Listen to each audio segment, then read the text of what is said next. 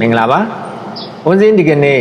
အမှားကိုချက်ကိုပညာရှင်တွေအမြင်မြတ်ဗုဒ္ဓအမြင်နဲ့နှိုင်းယှဉ်တင်ပြခြင်းပါတယ်နံပါတ်1အမှားကတော့အတိတ်ကံကိုပဲအလွန်ယုံကြည်နေတာပါအတိတ်ကံကိုအလွန်ယုံကြည်ပြီးတော့ထီတွေမတရားထိုးတယ်ချဲတွေမတရားထိုးတယ်ပြစ္ဆုတ်ပံအလုတ်ပုံစံစကေးကိုကြတော့မပြောင်းလဲဘူးအဲ့ဒါကမှားရင်းတဲ့အချက်ပါပညာရှင်တွေကဘာပြောလဲဆိုတော့အောင်မြင်မှုဆိုတာနေ့စဉ်လုပ်တဲ့အလုပ်ကပေးတာပါတဲ့နေ့စဉ်အလုပ်ကောင်းလို့ရှိရင်အောင်မြင်နိုင်မယ်ကံကောင်းနိုင်ပါလိမ့်မယ်ဦးဇင်းတို့မြတ်ဗုဒ္ဓကတော့အလုပ်ကောင်းရင်ကံကောင်းမယ်အလုပ်မကောင်းရင်ကံမကောင်းဘူးကံကောင်းခြင်းအလုပ်ကောင်းအောင်လုပ်ပါလို့မိန့်ထားပါတယ်နံပါတ်2အမှားကတော့ပတ်စံရလို့ရှိရင်ဘဝပုံစံလိုက်ပြီးပြောင်းလဲတာပါလာဇာတိုတာနဲ့ဖုံးသစ်ဝယ်တာအဝတ်သစ်တွေဝယ်တာအပျော်ပါးတွေလိုက်စားတာလုပ်တတ်ကြပါတယ်အဲ့ဒါကအမှားတစ်ခုပါပညာရှင်တွေကဘာပြောလဲဆိုတော့ချမ်းသာသူတွေကစုဆောင်းပြီးမှသုံးတယ်တဲ့ဆင်းရဲသူတွေကသုံးပြီးမှစုဆောင်းဖို့စဉ်းစားတယ်ဦးဇင်းတို့ရဲ့မြတ်ဗုဒ္ဓကတော့သုံးတဲ့အခါမှာပညာနဲ့စစ်စစ်ပြီးတော့သုံးဖို့မိန့်ထားပါတယ်ပညာနဲ့စစ်စစ်ပြီးမသုံးဆွဲဘူးဆိုလို့ရှိရင်ဆင်းရဲခြင်းရဲ့အကြောင်းဖြစ်ပါလိမ့်မယ်နံပါတ်3အမှားကတော့ချမ်းသာသူတွေကိုမုန်းတာပါသူတို့ကမတမာဘူးလို့ထင်ပြီးသူတို့ရဲ့စနစ်သူတို့ရဲ့အလေးကျင့်တွေကိုဘာမှမလေ့လာပါဘူးအဲ့ဒီလိုမုန်းနေတဲ့၍ကိုယ့်ရဲ့တက်လန်းကိုပိတ်ဆို့ထားတယ်လို့ဖြစ်တတ်ပါတယ်ပညာရှင်တွေကဘာပြောလဲဆိုတော့မုန်းသူထံကသင်ခန်းစာမရနိုင်ဘူးကိုမုန်းတဲ့သူစီကသင်ခန်းစာမရနိုင်ဘူးတဲ့မြတ်စွာဘုရားရှင်ကိုရောမြတ်ကြီးကတော့အမုန်းကလူကိုပျက်စီးစေနိုင်ပါတယ်အမုန်းကဆင်းရဲကိုဖြစ်စေနိုင်ပါတယ်မေတ္တာကသာချမ်းသာကိုဖြစ်စေနိုင်ပါတယ်နံပါတ်4အမှားကတော့ချေးငွေကိုအခွင့်အရေးလို့သုံးနေတာပါ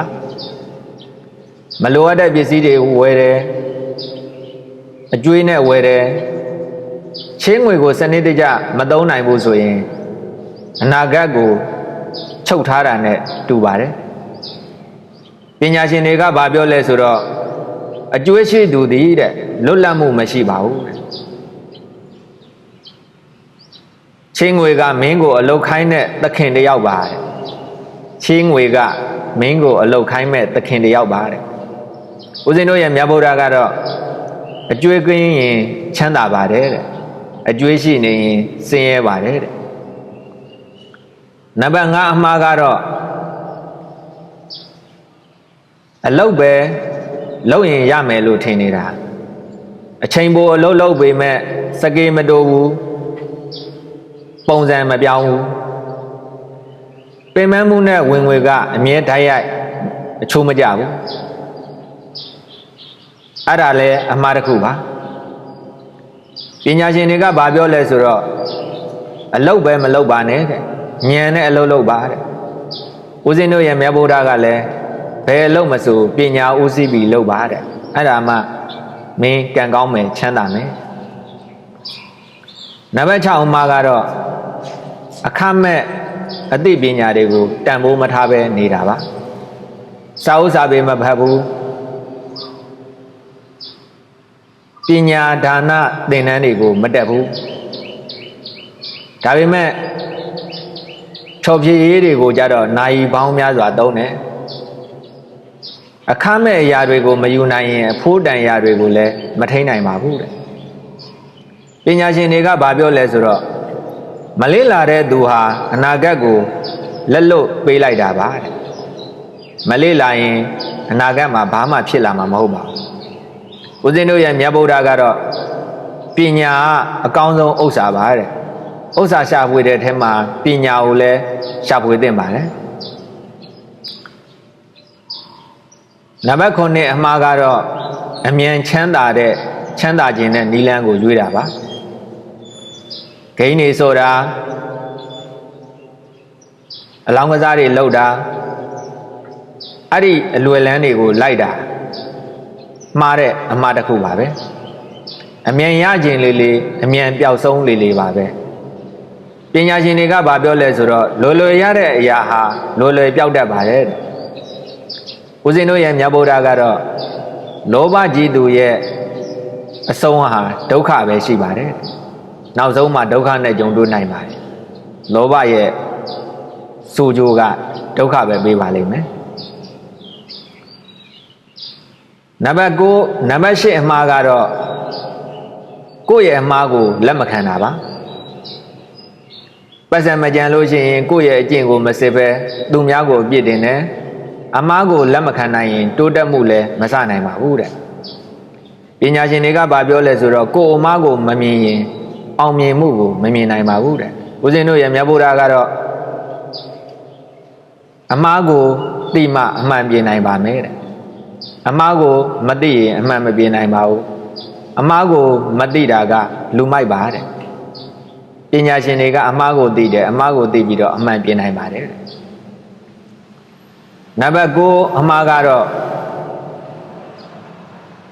ကိုတော့မပြင်ဘူး motivational content တွေကိုပဲကြည်နေတယ်စိတ်ဓာတ်ကတက်သွားပြီမဲ့နောက်နေ့မှာတော့အလေးအကျင့်ကအဟောင်းကိုပဲပြန်လုပ်နေပါတယ်စိတ်တက်ကြွစေတဲ့အရာတွေကအလေးအကျင့်ကိုမပြောင်းပေးနိုင်ပါဘူးစိတ်တက်ကြွတာပဲရှိတယ်တကယ်မလုပ်ဘူးဆိုရင်ဘာမှဖြစ်မလာပါဘူးပညာရှင်တွေကဗာပြောတယ်ဆိုတော့ motivation ကစတင်စေတယ်တဲ့ discipline ကဆက်လက်စေတယ်တဲ့ဦးဇင်းတို့ရဲ့မြတ်ဗုဒ္ဓကတော့အလေးအကျင့်ကလူကိုဖန်တီးပေးပါတယ်တဲ့စိတ်တက်ကြွစေမဲ့စကားတွေစိတ်ကြွစေမဲ့အတန်တွေစိတ်တက်ကြွစေမဲ့စာအုပ်တွေကိုတော့ဖတ်ပါနားထောင်ပါလေ့လာပါစိတ်တက်ကြွပြီးတော့လည်းအောင်မြင်အောင်လုပ်ဖို့မမေ့ပါနဲ့ဒုံရင်အတိုင်းကိုပြန်မသွားပါနဲ့အချုပ်အနေနဲ့ပြောမယ်ဆိုရင်တော့ဦးဇင်းတို့ရဲ့မြတ်ဗုဒ္ဓကဒိဋ္ဌိဆိုတဲ့အယူမှားက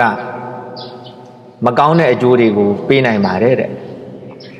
အယူမှားလို့ရှိရင်ဘဝတစ်ခုလုံးမပြောနဲ့တက်တန်တရာလုံးတောင်ဒုက္ခရောက်နိုင်ပါတယ်တဲ့မှန်တဲ့အယူတွေကိုကျင့်သုံးနိုင်ကြပါစေလို့ဦးဇင်းက